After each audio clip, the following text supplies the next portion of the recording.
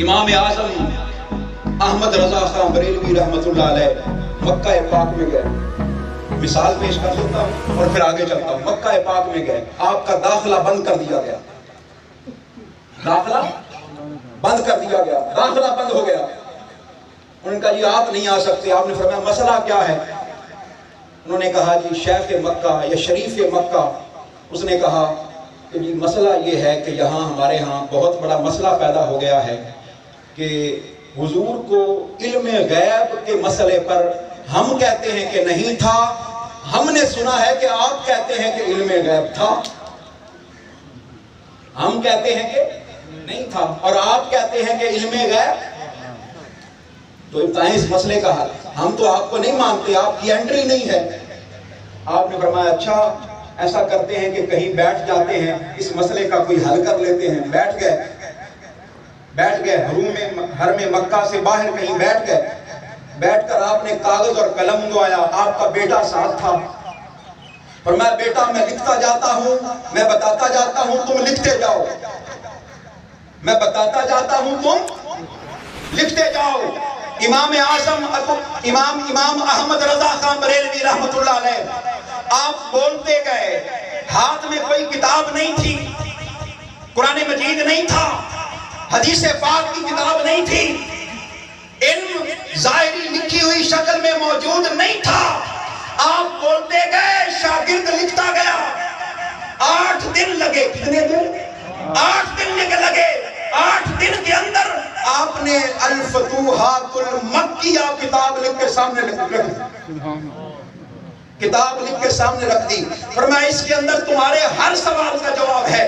جب وہ شریف مکہ کے سامنے پہنچی کتاب, اس نے کہا میرا جو عقیدہ تھا, جو نظریہ تھا, میں اس سے توبہ کرتا ہوں. اسے توبہ کرتا ہوں. کہنے کا مقصد یہ ہے کہ ہم نے اعلیٰ حضرت کو اس طرح سے پیش ہی نہیں کیا. جیسا کہ میں نے پہلے کہا, ہم نے کسی اور کا قبضہ کروا دیا, ہم نے رضویت کا قبضہ کروا دیا, ہم نے بریلویت کا قبضہ کروا دیا, خاص فرقے کا بنا کر پیش کر دیا. ہم اس چنگل سے نکال نہیں سکے. صرف شاعر کے طور پر پیش کیا اعلیٰ حضرت کو, صرف شاعر کے طور پر. آپ کی علمی شان کو لوگوں کے سامنے پیش ہی نہیں کیا, علمی مقام کو لوگوں کے سامنے پیش ہی نہیں کیا. آئیے یہی بات عرض کرنا چاہتا ہوں, یہی بات سمجھانا چاہتا ہوں. اعلیٰ حضرت کا مقام کیا ہے؟ 5 درجات ہیں. کتنے بولیے؟ پھر بولیے کتنے؟ 5. گن لیں. سب سے پہلے یہ میں قرآن اور حدیث اور پورے علم کے ذخیرے کا نچوڑ آپ کے سامنے پیش کر رہا ہوں. 5 طرح کے درجات ہیں جن کو اللہ پاک دنیا میں لوگوں کو بھیجتا ہے. سب سے پہلے مصلح.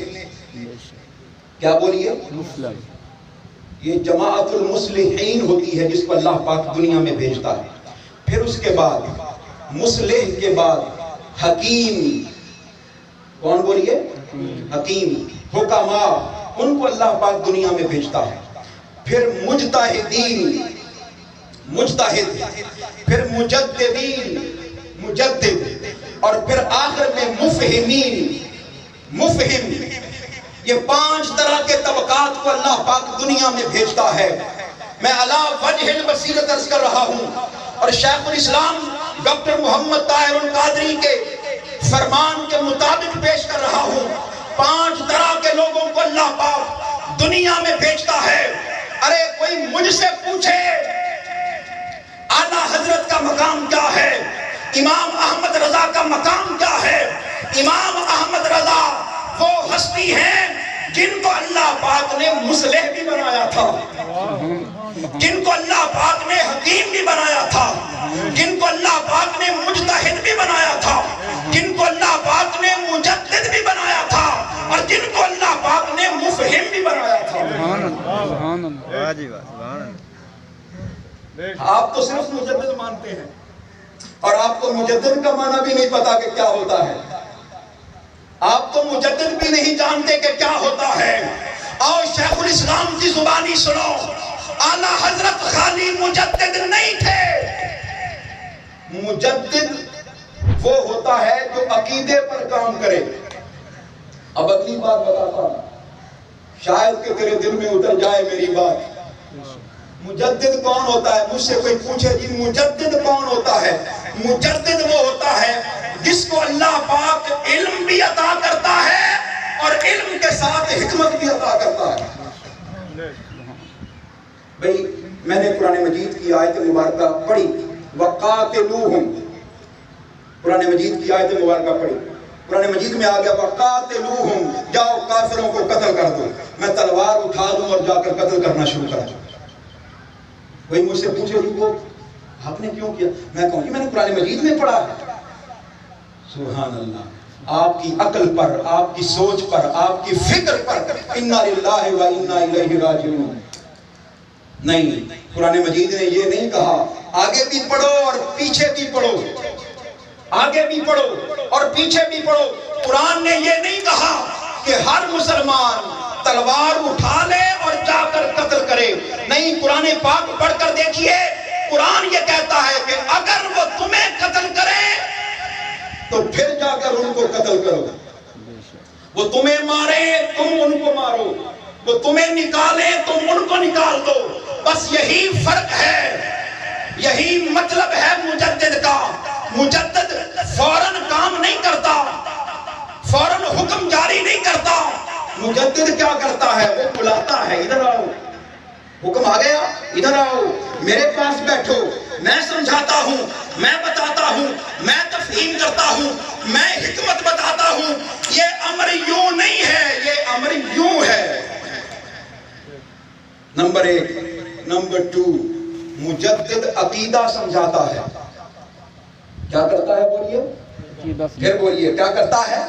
عقیدہ سمجھاتا ہے۔ اعلیٰ حضرت کے سارے کام ایک طرف، ساری حکمتیں ایک طرف، فقہ حنفی ایک طرف، فتاوی رضویہ ایک طرف، اور اعلیٰ حضرت کا عقیدے پر کام ایک طرف، عقیدے پر کام ایک طرف۔ آپ مجھ سے پوچھیں گے کہ عقیدے پر انہوں نے کیا کام کیا؟ بس ایک نکتہ عرض کرتا ہوں اور میرا خیال ہے کہ وقت ختم ہو جائے گا، اسی پر گفتگو ختم کر دیں۔ آقا علیہ الصلوۃ والسلام کی 2 حیثیتیں ہیں، کتنی بولیے؟ پھر بولیے، کتنی حیثیتیں؟ 2۔ آقا علیہ الصلوۃ والسلام کی ایک حیثیت ہے حیثیت ابدیت۔ کیا بولیے؟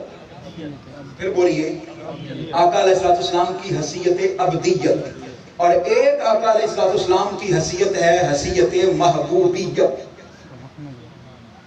میں بڑی اہم بات سمجھا رہا ہوں، اگر یہ بات سمجھ آ جائے تو بہت سارے مسئلے آج حل ہو جائیں گے، بہت سارے۔ ایک حیثیت کون سی ہے بولیے؟ ابدیت۔ اعلیٰ حضرت کا کام بتا رہا ہوں کہ انہوں نے کام کیا کیا، اس کام کو لوگوں تک پہنچانے کی ضرورت ہے، یہ بات بتانے کی ضرورت ہے۔ ایک حیثیت ہے آقا علیہ الصلوۃ والسلام کی شان ابدیت، اور ایک ہے شان محبوبیت۔ شان ابدیت کیا ہے؟ آقا علیہ الصلوۃ والسلام ساری رات مصلی پر کھڑے ہوتے تھے، ساری رات مصلی پر، اور صبح فجر کے وقت عرض کرتے تھے ما عبدناک حق عبادتک کما عرفناک حق معرفتک۔ مولا، جو تیری عبادت کا حق ہے نا، وہ حق ادا نہیں کر سکتے۔ مولا، جس طرح تجھے پہچاننا چاہیے تھا وہ تجھے۔ حضور کا یہ فرمانا کہ میں ہر روز 70 بار اللہ کے حضور استغفار کرتا ہوں، حضور کا یہ فرمانا یا حضور کا یہ عمل، ساری رات مصلی پر کھڑے ہوتے تھے اور آپ کے پاؤں مبارک متورم ہو جاتے، سوج جاتے، اور ام المومنین سیدہ عائشہ صدیقہ کا عرض کرنا، یا رسول اللہ آپ اتنی تکلیف کیوں کرتے ہیں؟ تو آپ فرماتے افلا اکون عبدا شکورا، میں اللہ کا شکر گزار بندہ نہ بنوں؟ بس یہ نظریے اور یہ سوچ اور یہ شان ابدیت کچھ لوگوں نے اپنے سامنے رکھ دی، اور رکھ کر یہ کہا حضور تو ہمارے جیسے ہیں۔ کیا کہا؟ حضور تو، بولیے، دیکھیں جی، حضور کے پاؤں سوج جاتے تھے ساری رات۔ اگر حضور میں کوئی اعلیٰ شان ہوتی تو حضور کھڑے ہی نہ ہوتے ساری رات۔ حضور کیوں کہتے کہ میں اللہ کا شکر گزار؟ حضور استغفار کیوں کرتے؟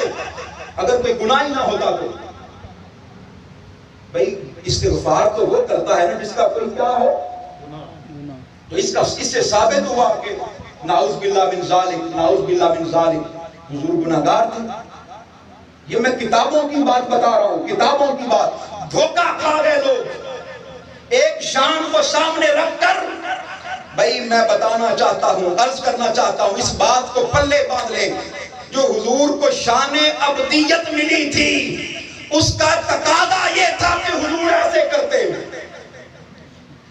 شان ابدیت کا تقاضا یہ تھا کہ بندہ اپنے آپ کو اللہ کے حضور پیش ایسے کرے، مولا میں تو کچھ بھی نہیں، مولا میں تو کچھ بھی نہیں، میرے پلے کچھ نہیں، میرے مولا تو ہی عطا کرتا ہے، مولا میں تیرا بندہ ہوں، میں تیرا غلام ہوں، میں تیرا نوکر ہوں۔ اس کی چھوٹی سی مثال دے دوں، چھوٹی سی۔ آپ کے والد گرامی کسی شخص سے ملیں اور وہ اس سے کہیں جی آپ ماشاءاللہ بڑے اچھے ہیں نیک، آپ کے والد صاحب کہیں جی میں بڑا گناہگار آدمی ہوں، مجھے معاف کر دیں، بڑی غلطیاں ہیں میری، بڑے گناہ ہیں، تو آپ اس بات پر پکے ہو جائیں کیونکہ میرے والد صاحب نے کہا ہے اور اپنی زبان سے کہا ہے میں بڑا گناہگار ہوں، بڑے گناہ ہیں میرے، لہذا میرے والد صاحب بڑے گناہگار ہیں، ثابت ہوا۔ اپنے ابے کو کھچ دیو، ابا جی تسی آپ اعتراف کی تاسی میں بڑا گناہگار ہوں۔ یہ بات سمجھنے والی ہے، اس بات کو دل میں بٹھائیے گا۔ حضور نے فرمایا میں شکر گزار بندہ نہ بنوں، حضور کی ابدیت ہے، یہ حضور کی شان ہے۔ حضور نے فرمایا، آقا علیہ السلام نے فرمایا کہ لوگوں میں 70 بار استغفار کرتا ہوں، امت کے لیے بتایا، میں نبی ہو کر، میں محبوب ہو کر، میں بندہ ہو کر، میں اللہ کی 70,000 بار یا 100 بار استغفار کرتا ہوں، تم میرے غلام ہو کر کیوں نہیں کرتے؟ ہمیں سمجھانے کے لیے، اور ہم پکے ہو جائیں۔ آئیے اب بتانا چاہتا ہوں، اعلیٰ حضرت نے جو بات بتائی، جو بات سمجھائی، جو ہمارے سامنے نقطہ رکھا، فرمایا لوگوں اگر حضور کے مقام کو سمجھنا ہے، حضور کے مقام کو جاننا ہے تو شان ابدیت سے نہ جانا کرو، اس طرح جانا کرو کہ جس طرح خدا حضور کا مقام دکھانا چاہتا ہے، جس طرح خدا حضور کا مقام بتانا چاہتا ہے، دکھانا چاہتا ہے۔ اعلیٰ حضرت بتائیں اللہ حضور کا مقام کیسے دکھاتا ہے؟ فرمایا دیکھو قرآن مجید نہیں پڑھا، اللہ پاک فرماتا ہے، حضور فرماتے ہیں میں ساری رات مصلی پر کھڑا ہوتا ہوں، میرے پاؤں متورم ہو جاتے ہیں۔ ادھر قرآن پڑھ کر دیکھو سورہ طٰہٰ، اللہ پاک فرما رہا ہے طٰہٰ ما انزلنا علیک القرآن لتشقیٰ، محبوب ہم نے قرآن اس لیے نازل نہیں کیا، اس لیے نازل نہیں کیا کہ آپ ساری رات مصلی پر کھڑے ہو کر اپنے آپ کو مشقت میں ڈال لیں۔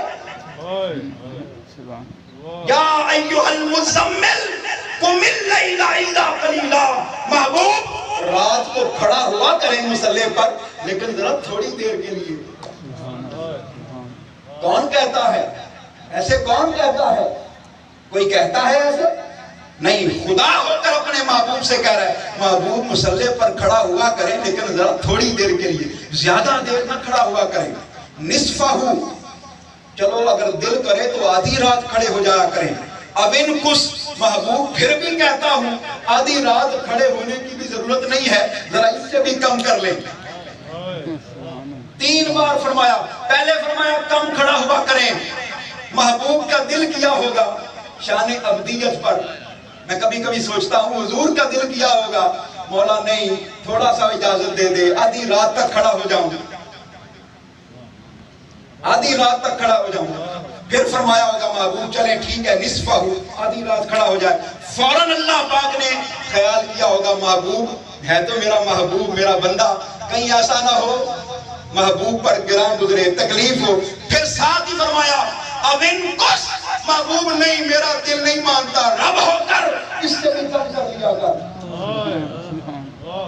اب اسی طرح حضور نے پھر اصرار کیا ہوگا، پھر اصرار کیا ہوگا، پھر منت و سماجت کی ہوگی، مولا نہیں دل کرتا ہے، تیرا بندہ ہوں، تیرا غلام ہوں، تیرا خادم ہوں، میرے مولا تیرا نبی ہوں، دل کرتا ہے ذرا زیادہ، اور میں زدہ نہیں محبوب چلو تھوڑا سا بڑھا لیا کر۔ کہنے کا مقصد یہ ہے، عرض کرنے کا مقصد یہ ہے، لوگوں تم نے آج تک تم نے قرآن کو اللہ کی نظر سے پڑھا ہی نہیں ہے۔ جس طرح اللہ پڑھانا چاہتا ہے، اللہ دکھانا چاہتا ہے، اللہ قرآن مجید سے گزارنا چاہتا ہے، قرآن ابدیت کی نظر سے نہ پڑھو، مصطفیٰ کی محبوبیت کی نظر سے پڑھو، تمہیں مقام مصطفیٰ سمجھ میں آ جائے گا، تمہیں مقام محبوبیت سمجھ میں آ جائے گا، حضور کی عظمت سمجھ میں آ جائے گی، آقا علیہ السلام کا مقام سمجھ میں آ جائے گا، تمہاری زندگیاں بدل جائیں گی۔ ارے اعلیٰ حضرت کی بات کرتے ہو، اعلیٰ حضرت خدا کی عزت کی قسم صرف مصطفیٰ کی عظمت کو ماننے والے نہیں تھے، مصطفیٰ کی گلی میں چلنے والے سب اس کی عظمت کو بھی مانتے تھے۔ کسی شاعر نے، ایک شاعر تھا، وہ شاعر مدینہ طیبہ گیا، کیا بولیے؟ مدینہ طیبہ گیا، مدینہ طیبہ میں جا کر حضور کے گنبد خضرا کے سامنے دو درخت تھے، اس نے نقشہ کھینچا، اس نے شعر لکھا کہ حاضر ہیں درخت یوں گنبد خضرا کے سامنے، یا گنبد شاہ والا کے سامنے، حاضر ہیں درخت یوں گنبد شاہ والا کے سامنے، جیسے مجنوں کھڑے ہیں خیمہ لیلا کے سامنے۔ اس شاعر نے شعر کہا، جیسے مجنوں کھڑے ہیں خیمہ، اعلیٰ حضرت جب وہاں پہنچے تو آپ کے سامنے یہ شعر پیش کیا، لوگوں نے بڑی واہ واہ کی، بڑی تحسین کی۔ کیا شعر کہا ہے؟ درختوں کو مجنوں کہہ دیا اور حضور کے گنبد خضرا کو خیمہ لیلا کہہ دیا۔ اعلیٰ حضرت نے فوراً گرفت کی، فرمایا ہیں اتنی بڑی گستاخی، اتنی بڑی بے ادبی، حضور کے گنبد خضرا کو خیمہ لیلا سے تشبیہ۔ ناراض ہو گیا، اور میں نہیں، اس نے کہا حضور پھر آپ ہی تصریح کر دیں، اور میں لکھو، حاضر ہیں درخت یوں گنبد خضرا کے سامنے، گنبد شاہ والا کے سامنے، قدسی کھڑے ہیں جیسے عرش مولا کے سامنے، قدسی کھڑے ہیں، فرشتے کھڑے ہیں جیسے عرش مولا کے سامنے۔ اپنے شعروں کو درست کرو۔ آج نعت خوان اٹھتے ہیں، نہ جانے کیا کہہ دیتے ہیں۔ اعلیٰ حضرت کو سمجھنا ہو تو یوں سمجھاؤ، قدسی کھڑے ہیں عرش مولا کے سامنے۔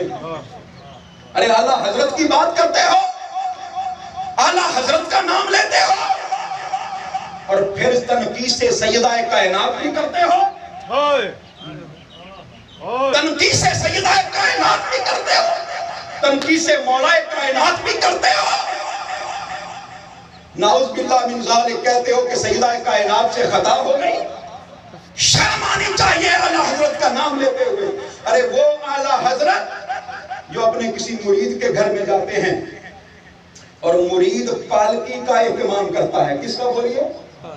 ڈولی کا۔ جس طرح آپ کے ہاں دلہن ڈولی میں بٹھا کر لے جاتے ہیں، اعلیٰ حضرت کو ڈولی میں بٹھایا گیا، پالکی میں بٹھایا گیا، بٹھا کر لے جانے کی تیاری ہو گئی۔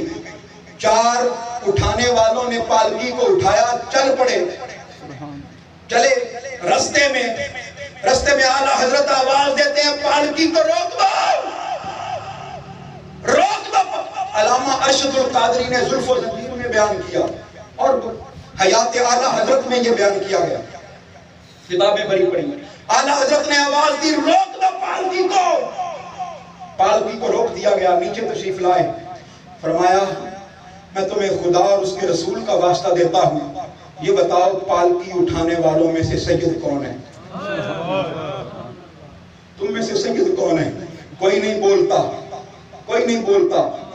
اعلیٰ حضرت اپنی دستار اتارتے ہیں، आला हजरत का नाम लेने वाला अपनी दस्तार मुबारक उतारते हैं, कहते मैं बारी बारी सबके कदमों में रखूंगा, जो तुम में से सैयद है वो हाथ जोड़कर खड़ा हो गया। हुजूर घर में भूखा था, नौकरी कोई और थी नहीं, आवाज आई कि नौकरों की जरूरत है, पालकी उठाने वालों की जरूरत है। मैं दौड़ा दौड़ा आया, चलो 4 पैसे मिल जाएंगे। मैंने पालकी उठाई। आला हजरत फरमाते हैं खुदा की इज्जत की कसम, जब से तुमने पालकी उठाई है मुझे गुंबद खजरा से मकीन गुंबद खजरा की खुशबू आ रही है। वो खुशबू आ रही है, मुझसे रहा नहीं गया। मैं तो हुजूर की खुशबू पहचानता हूँ, मैं आका अलैहिस्सलाम की खुशबू पहचानता हूँ, मुझसे रहा नहीं गया। बताओ सैयद हो?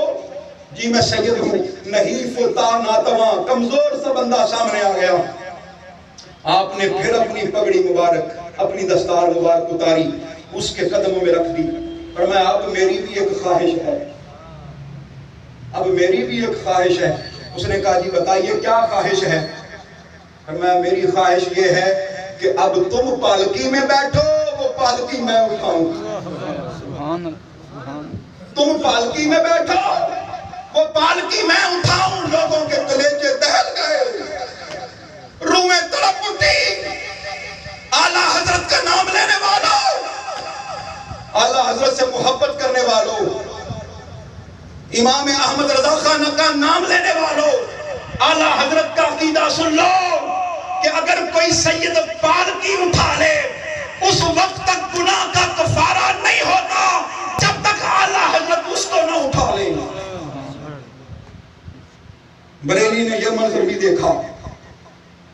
तुम क्या बात करते हो, क्या नाम लेते हो आला हजरत का, क्या बात करते हो? मैंने हदीस पाक, मैंने एक बड़ी अजीब बात पढ़ी है और इसको बयान किया है,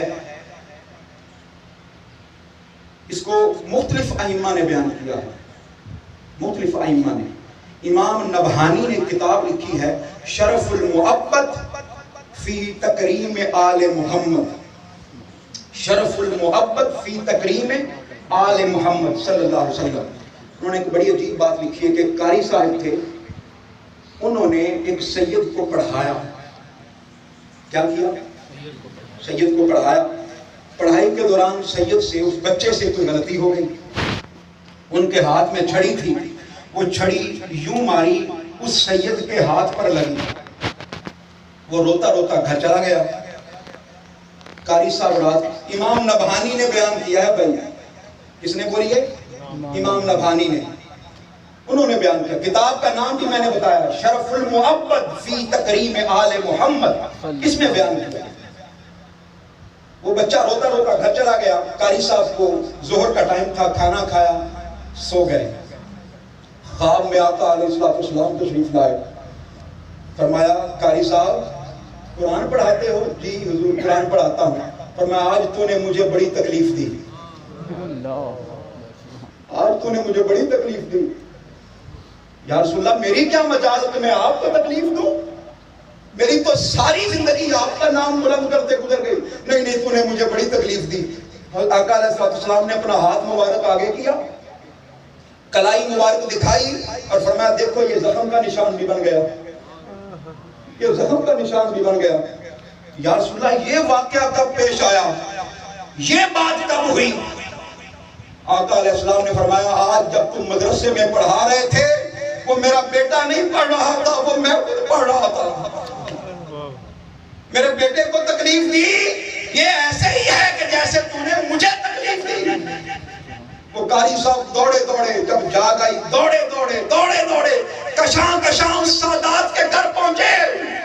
कभी उसका माथा चूमते हैं, कभी उसका हाथ चूमते हैं, कभी उसकी कलाई चूमते हैं। जो निशान मेरे आका अलैहिस्सलाम की कलाई पर था, वही निशान उस बच्चे की कलाई पर था। अरे इमाम हुसैन के बारे में आपका क्या ख्याल है? आपसे पूछता हूं, इमाम हुसैन के बारे में क्या ख्याल है? सैयदा कायनात के बारे में क्या ख्याल है? सैयदा ज़ैनब के बारे में क्या ख्याल है?